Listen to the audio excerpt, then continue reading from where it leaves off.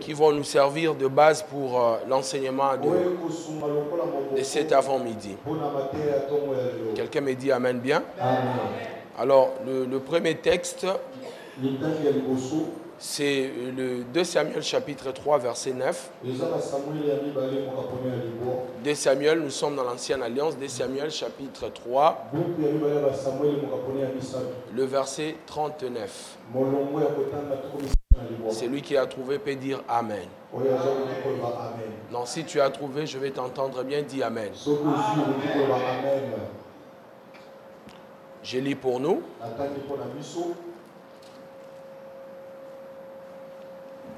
La Bible dit, je suis encore faible, quoique j'ai reçu l'onction royale. Et ces gens, le fils de Tchérouza, sont trop puissants pour moi. Que l'Éternel rende selon sa méchanceté à celui qui fait le mal. Amen. Amen. Alors, ouvrons aussi les psaumes 89. Le psaume 89. Nous lirons à partir du verset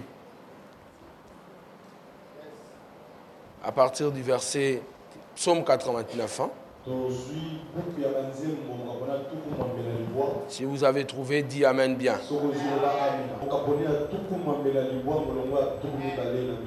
J'ai trouvé David mon serviteur, je l'ai oint de mon huile sainte. Ma main les soutiendra et mon bras les fortifiera. Dis après moi, l'ennemi ne les surprendra pas. Je vais t'entendre bien, l'ennemi ne les surprendra pas. Et le méchant ne l'opprimera point. Que Dieu nous bénisse et acclamer la parole du Seigneur.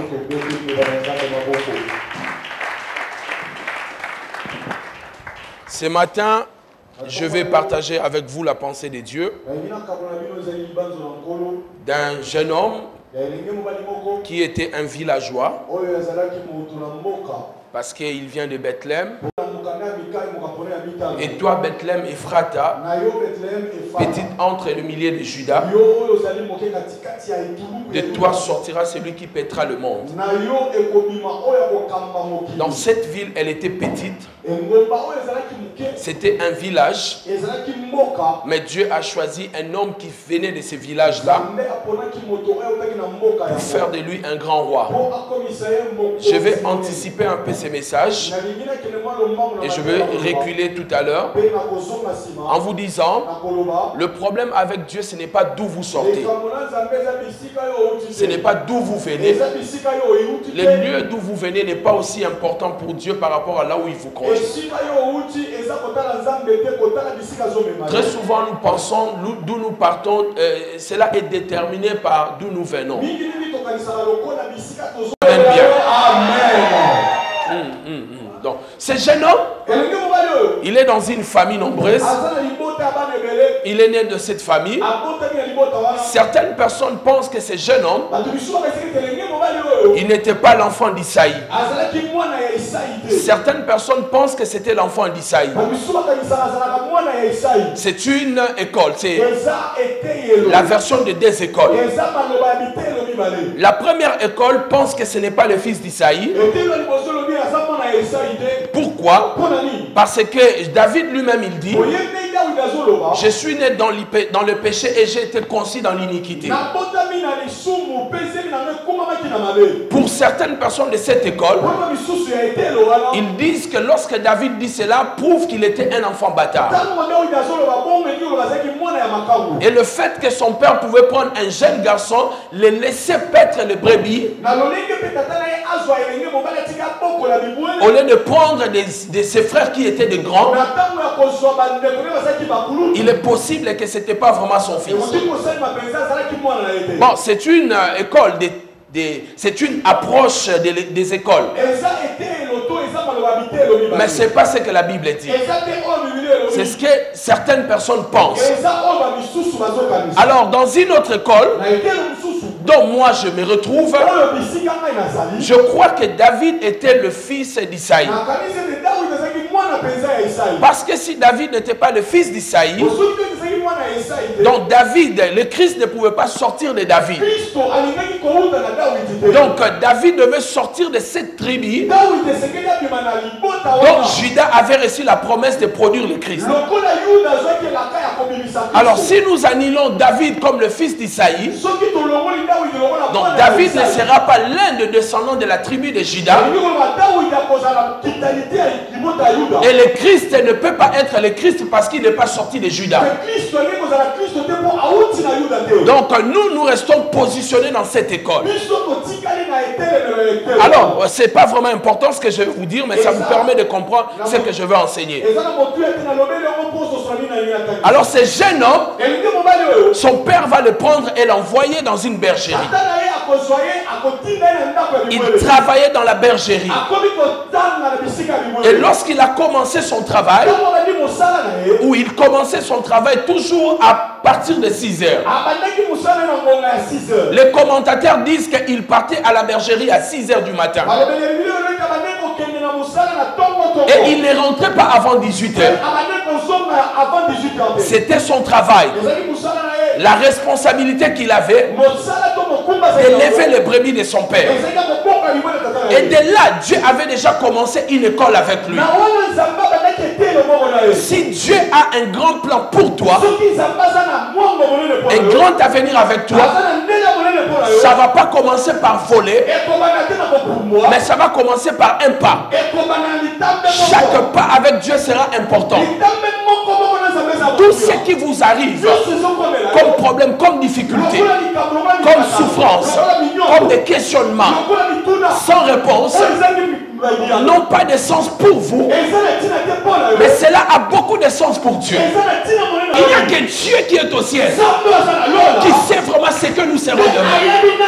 C'est pour cela, mes bien-aimés, ne regardez pas ce que vous traversez, ni les problèmes, ni les difficultés, mais faites confiance en Dieu. Je reviendrai pour vous parler de cela. Le roi David a écrit 73 psaumes. Sur les 73 psaumes, 45 parlent que de la fidélité de Dieu. Parce qu'il regarde d'où Dieu l'a pris. Et tout ce qu'il a traversé, et ce qu'il est devenu. Il dit un jour, je chanterai pas la force de Dieu, pas la puissance de Dieu, mais la fidélité de Dieu. Laissez-moi te dire dans cette église ce matin, le Dieu qui t'a promis, c'est un Dieu fidèle. Il finira par faire ce qu'il avait commencé. Ce qu'il t'avait dit, aucune main puissante, aucune main satanique, aucune main sorcellerie, aucun diable de l'enfer peut arrêter le plan de Dieu dans ta vie. Si tu crois, dis Amen. Je me sens comme un prédicateur ce matin. Asseyez-vous. J'ai envie de vous enseigner. Il n'y a que Dieu qui sait vraiment qui serons-nous dans l'avenir. Même mon père ne le sait pas. Même celle qui m'a accouché ne le sait pas. Elle peut vouloir que je devienne avocat, mais savoir vraiment ce que je serai demain, il n'y a que Dieu. Je dis qu'il n'y a que Dieu. Quel que soit l'âge, tu n'es pas encore arrivé à la fin. Je suis en train de prophétiser pour quelqu'un dans cette église. Même si le temps est passé, mais Dieu n'a pas encore fini avec toi. Les hommes auront l'avant-dernier mot, pas les derniers mots. Ils auront l'avant-dernier mot, mais celui qui a le dernier mot, c'est le Tout-Puissant El Shaddai. Lorsque lui parle, les choses s'arrêtent. Lorsque lui parle, le match est fini. Mais comme il n'a pas parlé, personne ne peut arrêter le match. Job a compris cela. Il a dit, mon rédempteur est vivant. Il se lèvera. Il se lèvera. Il se lèvera. Je déclare sur toi ce matin que le Dieu Tout-Puissant se lève dans ta vie et qu'il parle et qu'il prononce une parole qui va changer ta vie.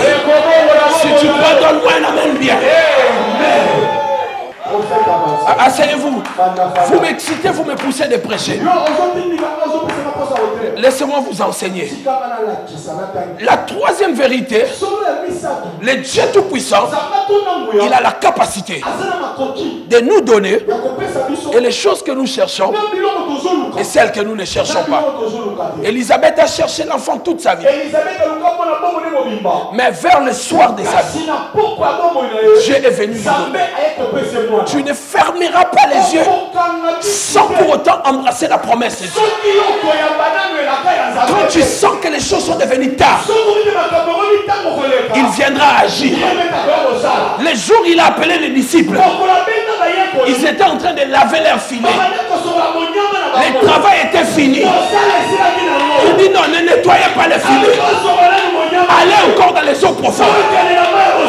Pierre a expliqué à Jésus.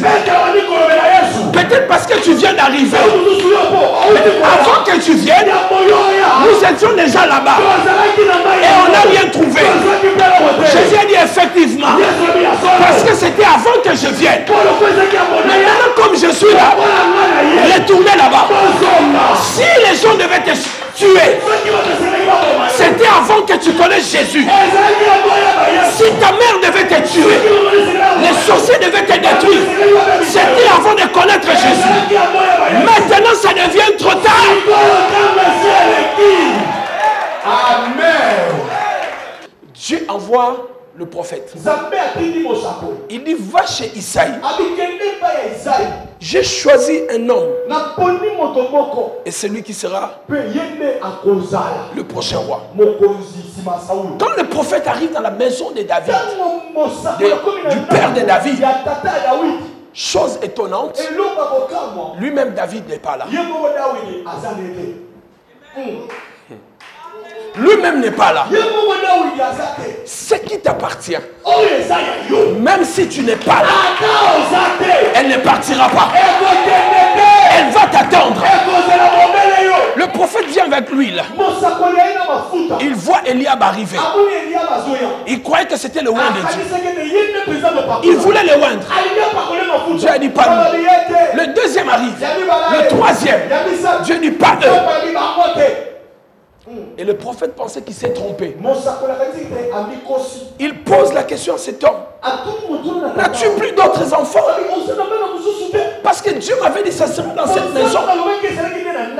C'est en ce moment-là que le papa pense qu'il a un enfant. J'aimerais dire à quelqu'un, la saison d'oubli est en train de finir dans ta vie. Ceux qui t'avaient oublié vont revenir. Ceux qui t'avaient délaissé vont revenir. Parce que la nouvelle saison commence. Fais comme ça avec moi, fais comme ça avec moi. Ça sera tellement rapide cette saison. Je dis qu'elle sera rapide cette saison. Son père dit, ah mais oui, j'ai un enfant, mais il est en train de paître le lit. La fête s'arrête. Le prophète a dit, on arrête la fête. Allez les chercher. Pour la première fois, David qui rentrait seul à la maison, après 18 heures, mais ce jour-là, à 12 heures, les gens sont partis les chercher pour l'amener à la maison. Le temps arrive pour quelqu'un ici. Les gens vont te chercher. C'est toi qui partais chez les gens. C'est toi qui mangeais chez les gens. Mais le temps arrive où les gens viendront te chercher. Parce que ta saison arrive. Si tu vas dire Amen 3 fois. Amen. Amen. Amen. Laissez-moi te dire, ce jour-là, tu ne rentreras pas après 18 heures. Tu rentreras avant l'heure. Il rentrait toujours après 18 heures.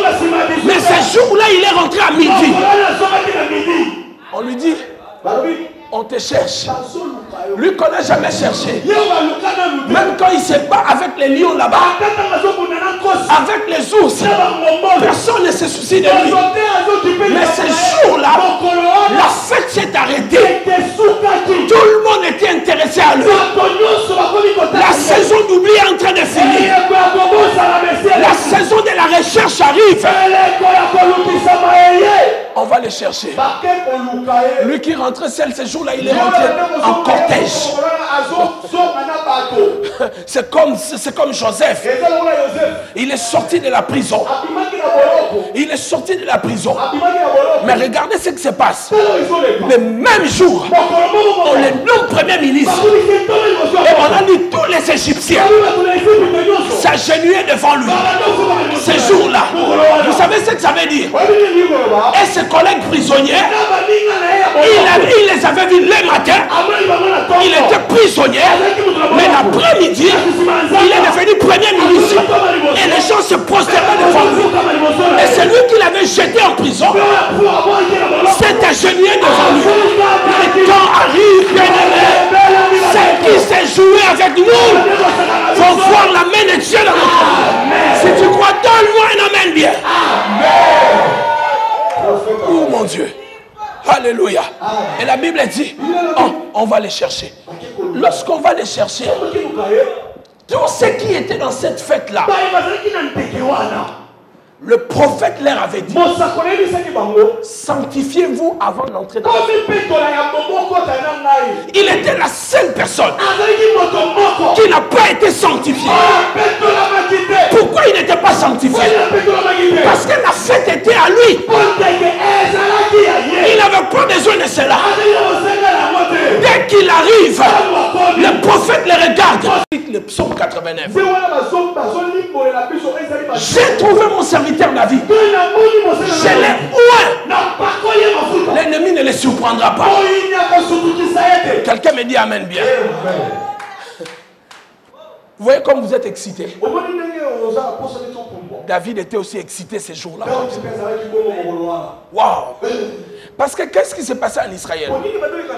Lorsqu'on voignait un roi, on le soulevait et le prophète disait, Israël, voici ton roi. Et les jeunes hommes ne comprenaient rien. On me met l'huile sur la tête et on me présente roi. Mais il était un roi sans trône, sans royaume, sans couronne. Il y a des gens ici, Dieu vous a déjà donné l'onction, pas de palais. Lui, il a l'onction, mais une autre personne a la couronne, a le trône, a le royaume. Lui, il a seulement l'onction.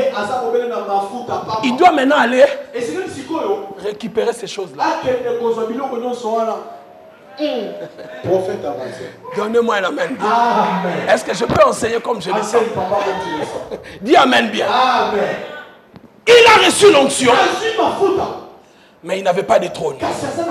Mais ce que j'aime avec la Bible dit l'esprit de l'Éternel les saisit. C'est pas que l'esprit de l'Éternel est venu sur lui. L'esprit de l'Éternel les saisit. C'est ça, saisir quelque chose. C'est-à-dire, lorsqu'on saisit, on ne peut plus te relâcher. Donc, dans sa vie, la royauté l'avait saisi. Donc, la royauté ne pouvait plus la lâcher. Jusqu'à ce qu'il allait devenir roi. L'onction que tu reçois de Dieu, elle ne peut pas partir si la mission pour laquelle elle était venue ne s'est pas réalisée. Donnez-moi un amen bien. L'esprit les saisit. Depuis ces jours-là, à partir de ces jours-là, jusqu'à la suite des temps. Maintenant, quand nous recevons l'onction, c'est que nous ignorons. Il y a des choses que Dieu, des choses qui nous appartiennent, mais que Dieu ne nous donne pas tout de suite. Mais pour quelle raison? Simplement parce qu'il attend que tu grandisses. Il veut te protéger et il veut t'affermir. Tout l'amour que tu peux avoir pour ton enfant, S'il a 4 ans, tu peux lui acheter la voiture, mais tu ne lui donneras pas. Pourquoi? Parce que tu attends qu'il grandisse. Nous avons des choses que Dieu a déjà préparées pour nous. Il ne nous donnera pas encore jusqu'à ce que nous grandissons. Parce qu'il le sait. S'il te les donne maintenant, ça te conduit à la mort. Certaines sommes d'argent, Dieu ne peut pas te les donner maintenant.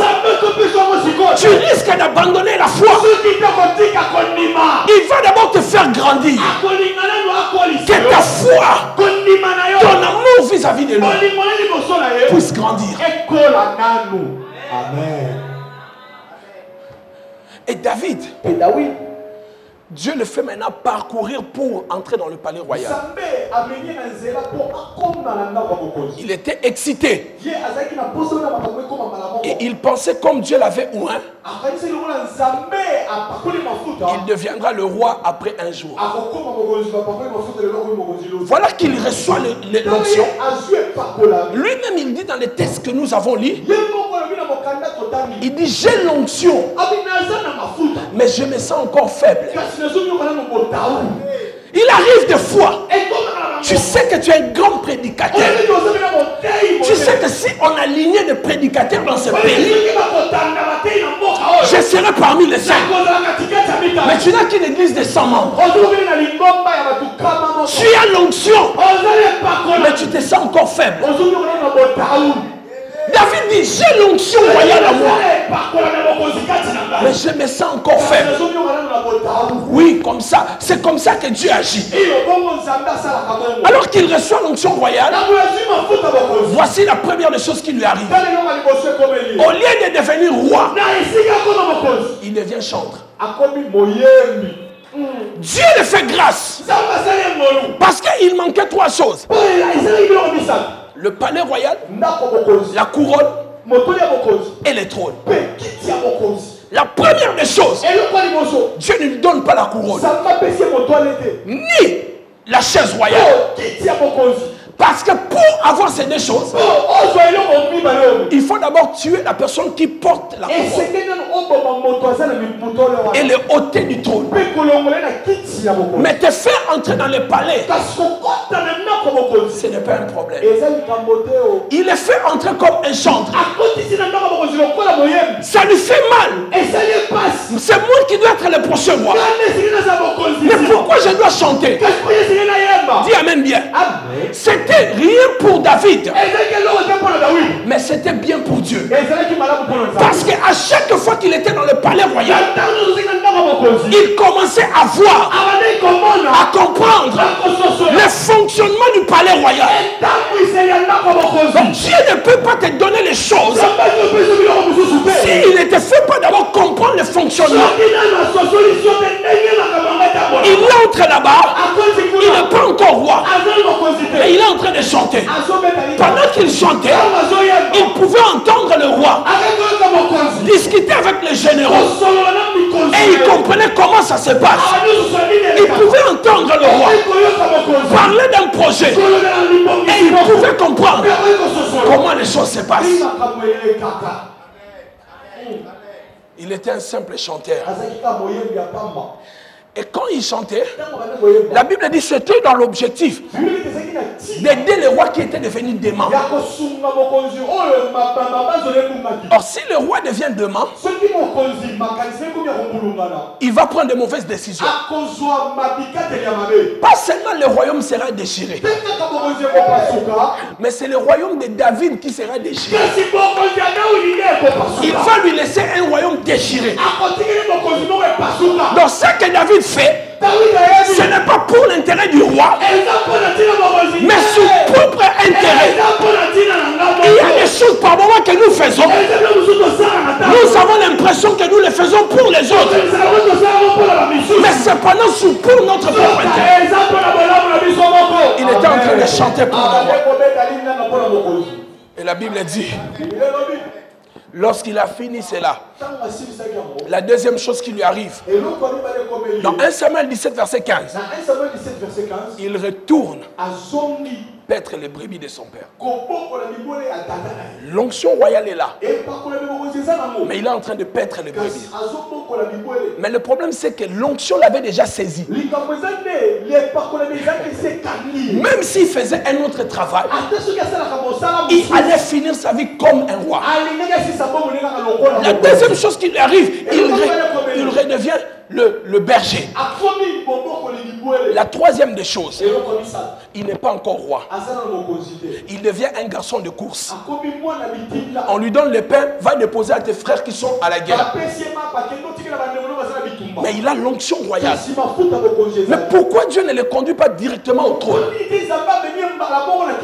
Dieu est en train de, chaque étape de sa vie, Dieu est en train de lui apprendre quelque chose. Cette situation qui nous arrive, nous ne pouvons pas le comprendre. Parce que Dieu ne t'amène pas de l'autre côté pour voir. Comme toi tu ne le vois pas, tu vas te plaindre.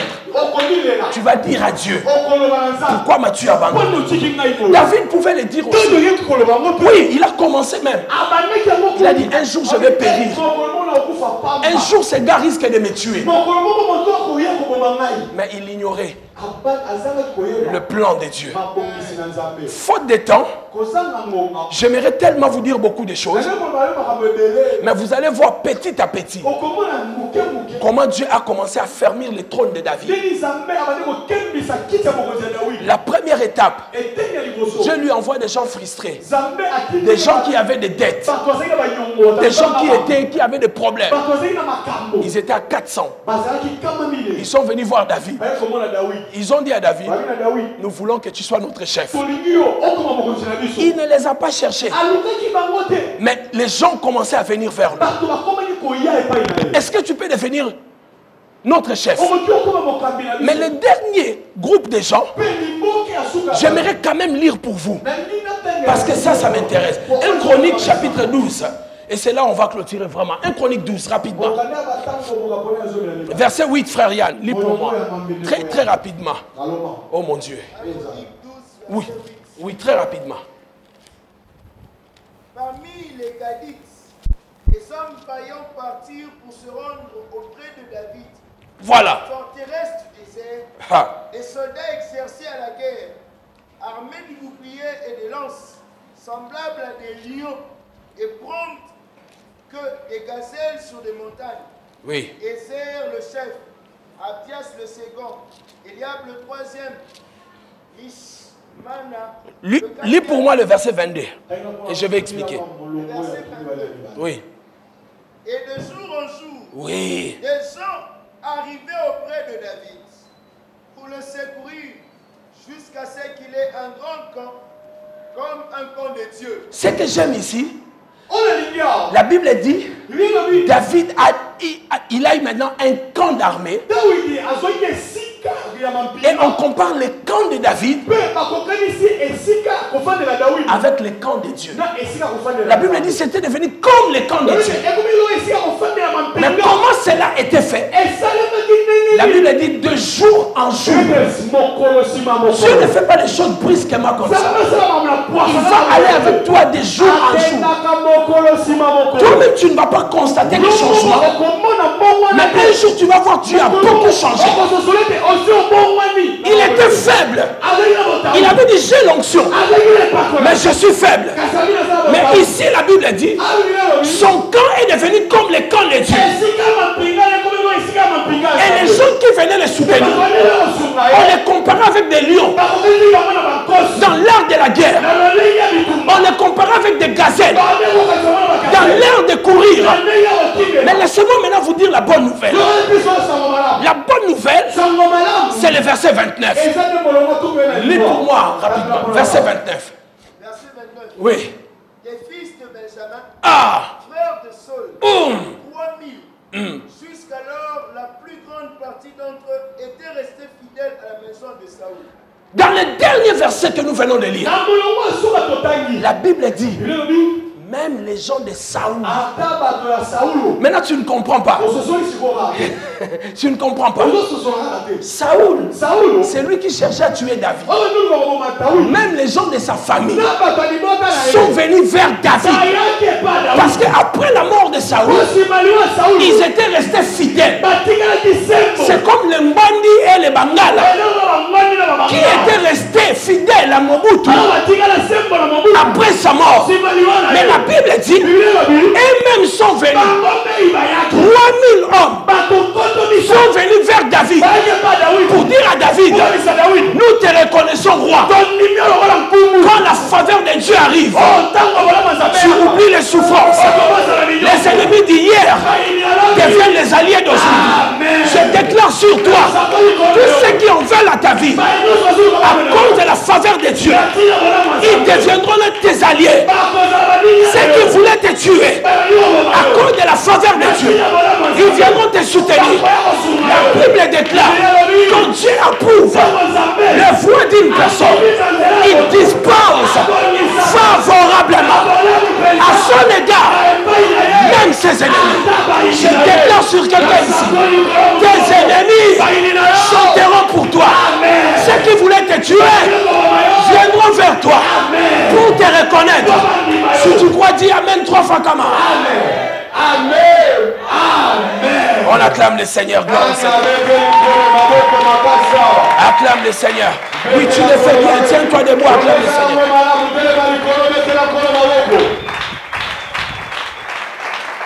La situation va changer. La situation va changer. Je crois que la situation va changer. Écoutez, David, il a connu 13 ans de souffrance. Mais il régna plus ou moins 40 ans. J'estime les souffrances du temps présent ne seront pas comparables à la gloire à venir. J'estime ce que tu endures aujourd'hui. On ne pourra pas la comparer avec la gloire à venir. Oui, moi j'ai connu des souffrances.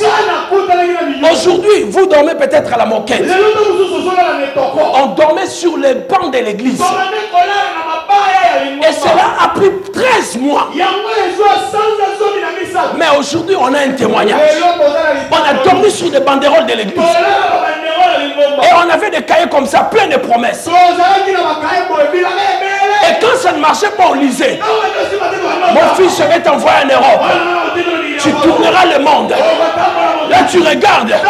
Tu n'as même pas un laissez-passer pour aller à Brazza. Mais aujourd'hui, par la grâce de Dieu, j'ai fait plus de 50 voyages par an.